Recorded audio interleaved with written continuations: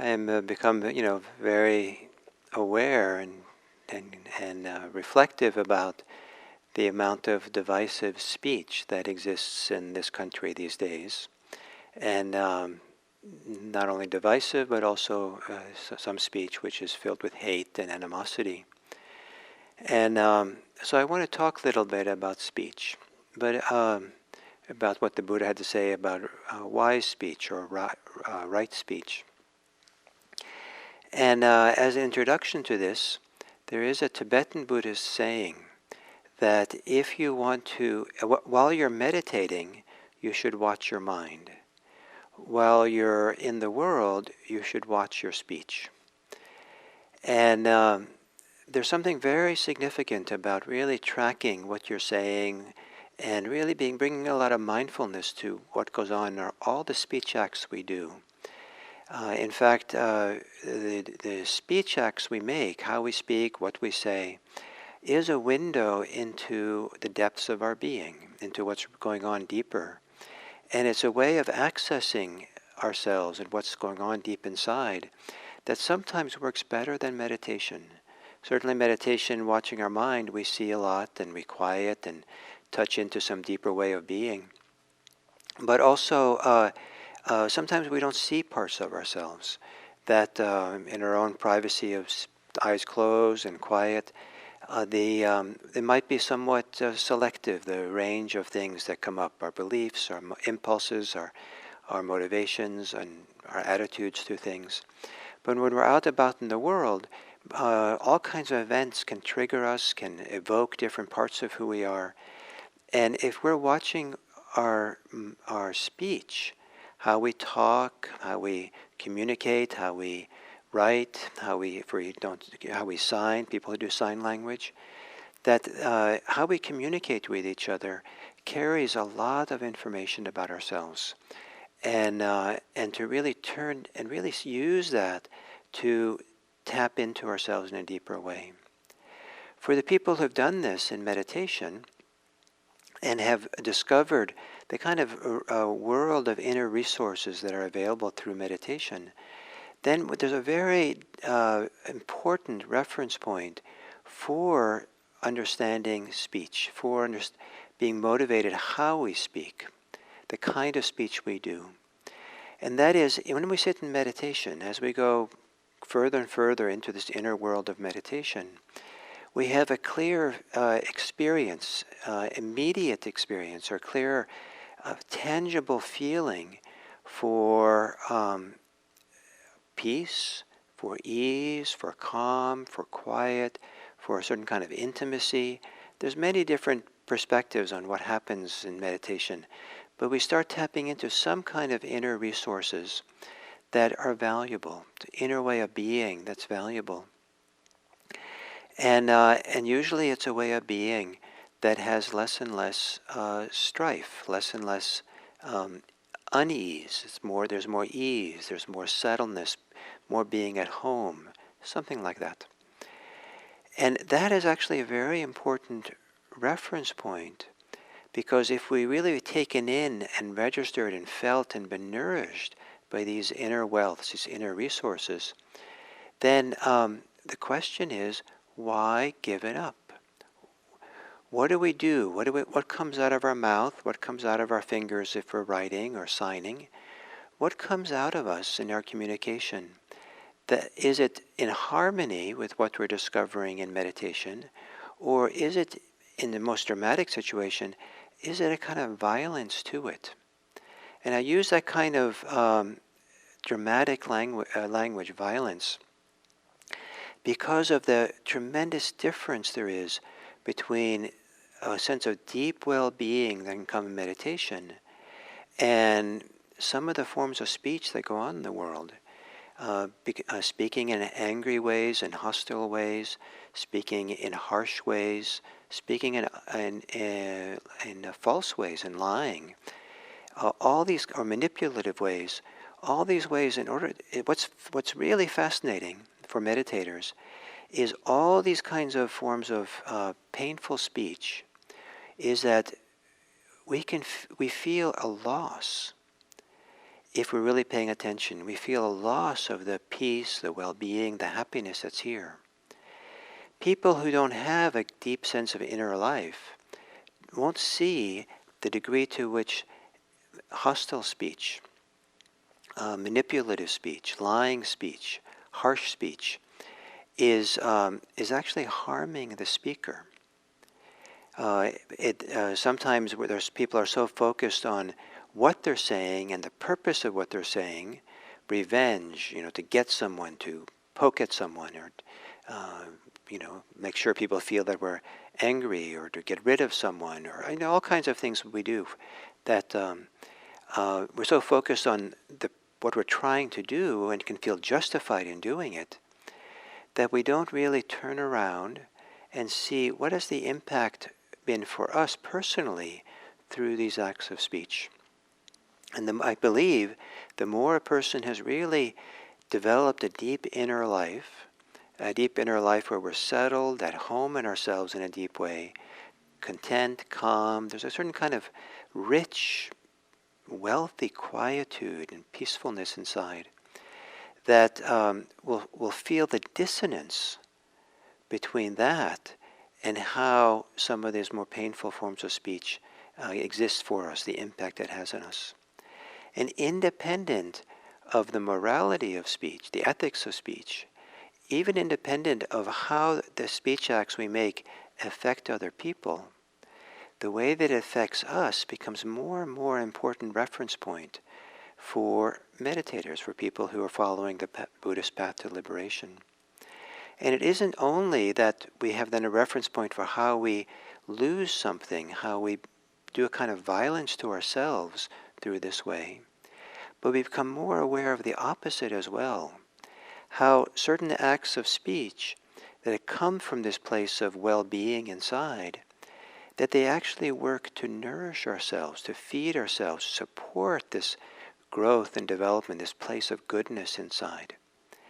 And to just feel the impact it has internally for ourselves will give us plenty of reason for us to either to avoid harmful speech, to avoid speech which is hurtful to other people, and to avoid speech which is harmful, hurtful for ourselves. And rather than that, to do speech which is supportive for ourselves, feels good for ourselves, seems like it supports and nourishes the place of goodness inside of us. And if it's nourishing us, chances are very high it's nourishing for other people. It's beneficial for other people. If it's really beneficial for other people, then the hope is that we figured out a way to speak that is beneficial for us. So the benefits go in both directions. It's not that we're only benefiting others, only benefiting ourselves, but there's something very significant that the same acts of speech can do it in both directions.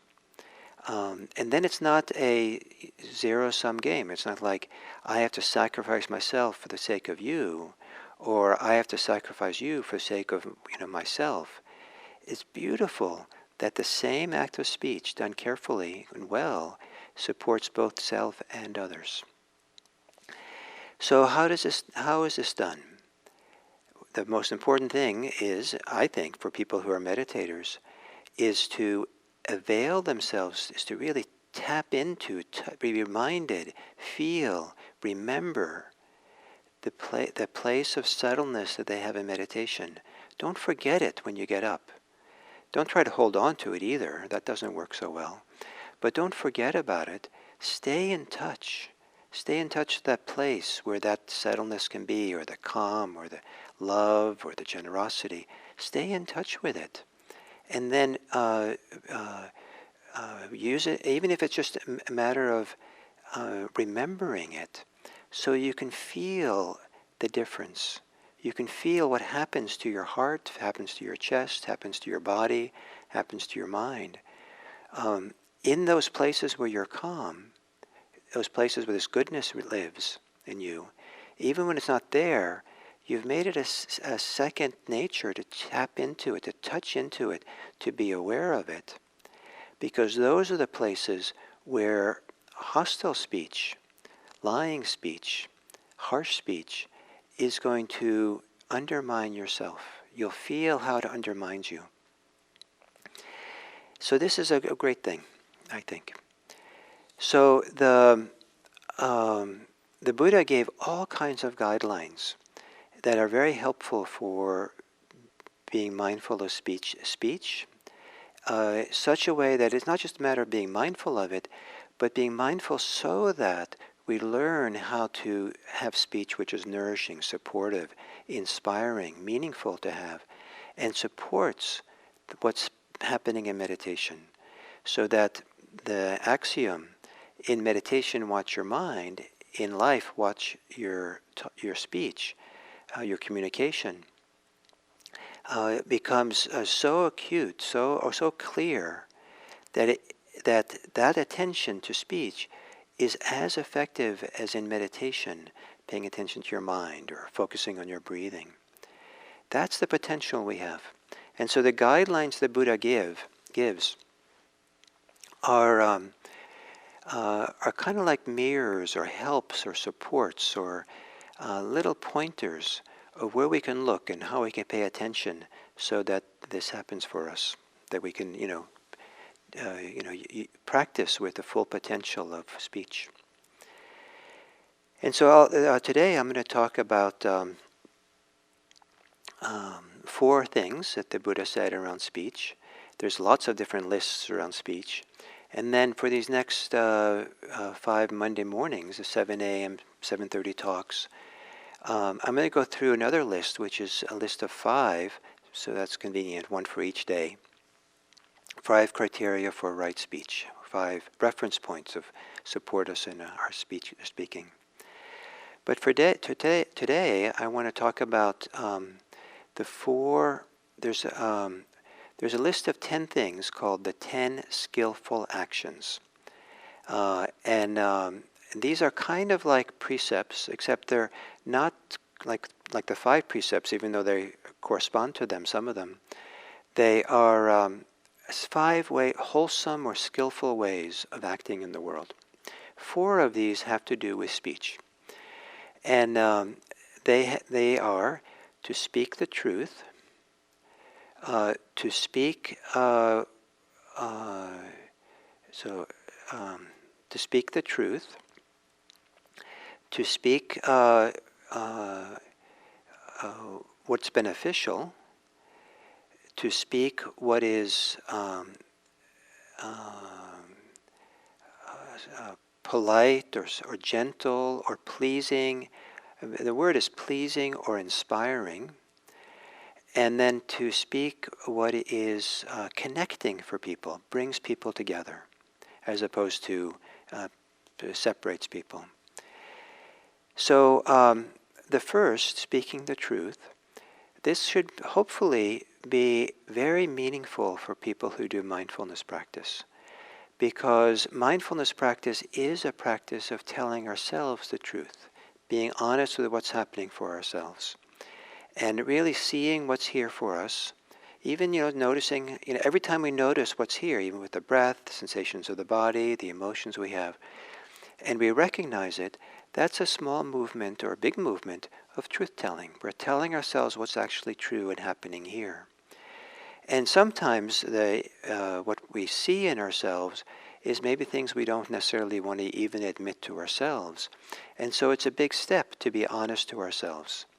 And this mindfulness, opening of our inner life up in mindfulness, is a kind of process of truth-telling for ourselves. To bring that into the world mindfulness into the world is to be honest out loud, is to be dedicated to be truthful about what's happening in the moment, and certainly not to lie, because lying goes against the grain. Lying is the opposite, takes us in the opposite direction of mindfulness practice.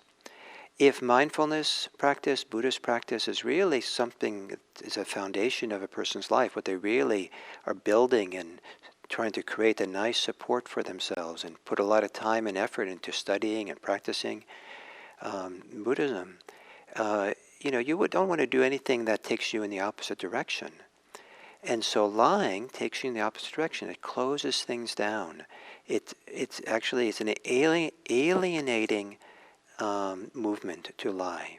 Not only do we alienate ourselves from others because we're not connected, they can't really connect. When there's lies, people can't know us. They can't really, there's nothing there to meet that's deep and authentic. But also we alienate ourselves from ourselves the more we lie. So telling the truth doesn't mean we have to tell every truth that we could possibly say. We want to tell that's why the other criteria are important as well. So we certainly want to be dedicated to saying the truth. And then we want to avoid malicious speech. We don't want to, the opposite of malicious speech is benevolent speech or beneficial speech. So is what we're going to say beneficial or is it harmful?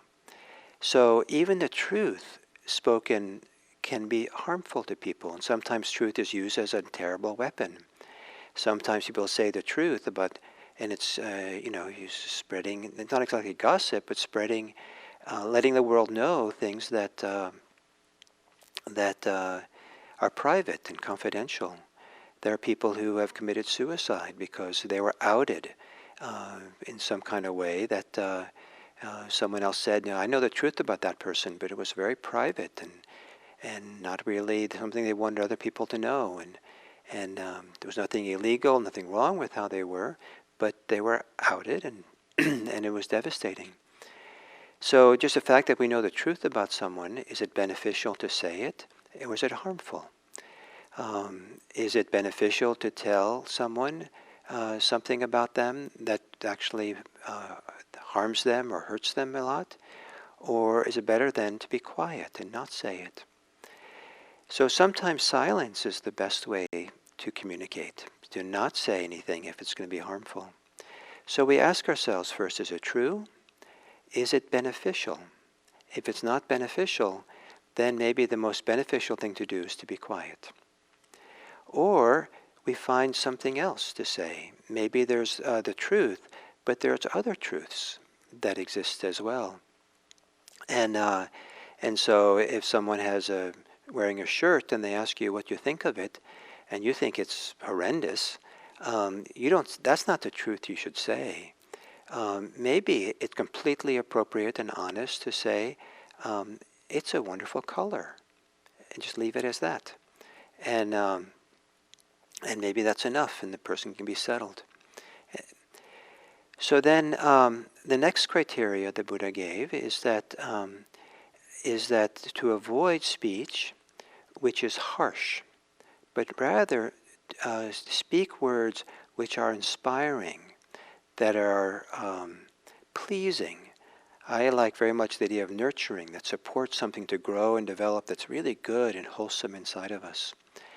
So sometimes the word is translated as gentle speech, but in the explanation of it, they use the word inspiration. It's inspiring for us. So maybe we have to say, maybe we're going to say the truth, maybe we're going to say what's beneficial, but are we going to say it in a way that is harsh, or are we going to say it in a way that is kind and supportive, or sweet, or inspiring, or gentle, or, so we can kind of see which of these do we want to follow. And if we can only say it harshly because we're in a hurry or because we're grumpy ourselves, maybe even though it would be beneficial for the person to hear some truth, to get some information, we're not in a state ourselves where we can communicate that in a way that's inspiring and meaningful, or so that it can really be heard in a good way. And then the fourth criteria is and this is one that I feel is very important these days, does it bring people together? Or is it a lost opportunity where there's no connection? The opposite of it, and what the precept is, the skillful action precept is usually translated as to avoid idle speech or pointless speech. it's not really clear what this word, how this word should be translated. But the opposite of it is speech which connects people. So sometimes idle speech, it's just idle, not really talking about anything at all. But part of its purpose is, in fact, to connect people and talk about something that has no particular charge or nothing, just a nothing kind of conversation. But people feel bonded more, they feel closer, they feel connected. Or we can speak pointlessly about things that just people miss each other and there's no connection at all. Or it can be divisive speech, again, no connection at all. Or it can be lying. And lying, as I said, doesn't make any real, living, valuable connection. It does make a connection, but it's one fraught with difficulty. How do we heal divisiveness? How do we bring people together so they're connected in friendship? They don't have to agree, but can they care for each other? Can be a sense of kind connection between people? And this is particularly important in this political world we are right now, because it's remarkable, and in all directions that I see, how easily people get evoked in their anger, their despair, their hostility towards other people.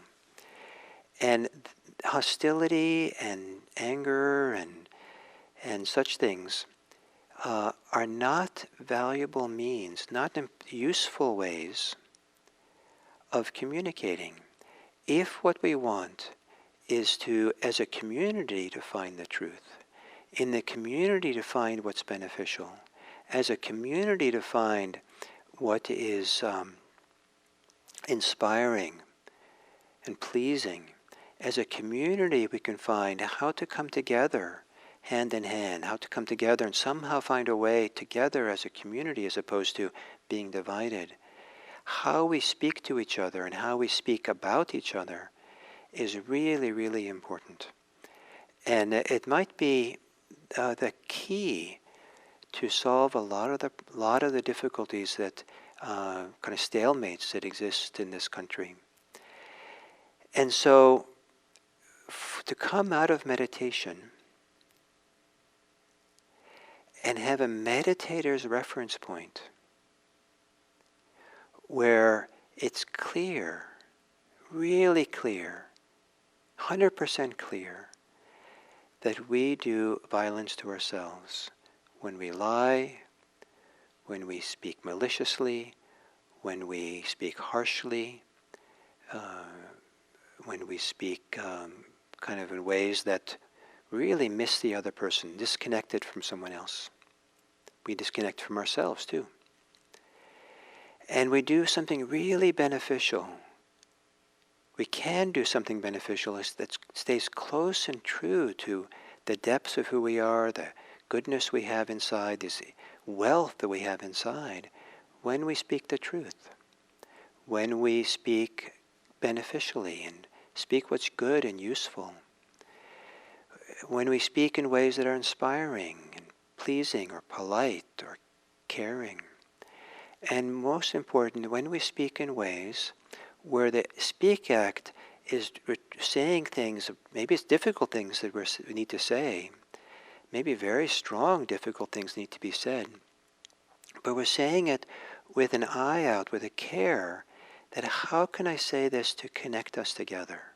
How can I can heal the divide? How can we have a reconciliation? How can we become family? How can we become walk this path of life together, even though we might have differences? How does that work? So we don't have to do this, of course, but but that's what the meditation can inspire in us, if we kind of want to stay true to what we discover in meditation.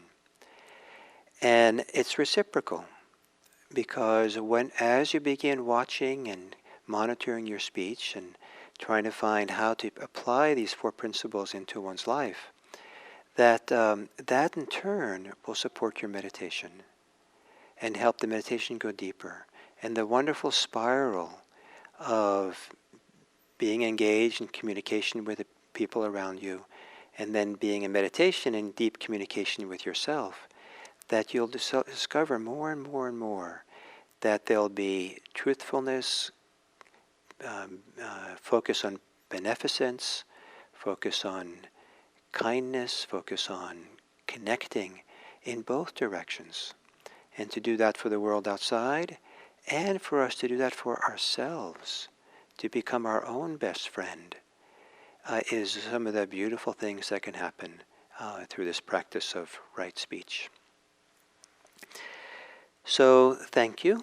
And for those of you coming these next Monday mornings, we'll do more of this kind of exploration of speech. And maybe this week, whether you come Monday mornings or not, maybe you can spend the week making this one of the primary kind of focuses of your mindfulness practice, and see what you learn. Give extra time to pause, to reflect, to look, to track what you're saying and why you're saying it. Ask yourself, why do I want to say something before you say it? Ask yourself, while you're saying it, why am I saying this? And ask yourself when it's over, why did I say that? You'll learn a lot about yourself, I believe, if you really explore deeply these questions. So, thank you. I appreciate the chance to teach with you and meditate here, and I look forward to our next time.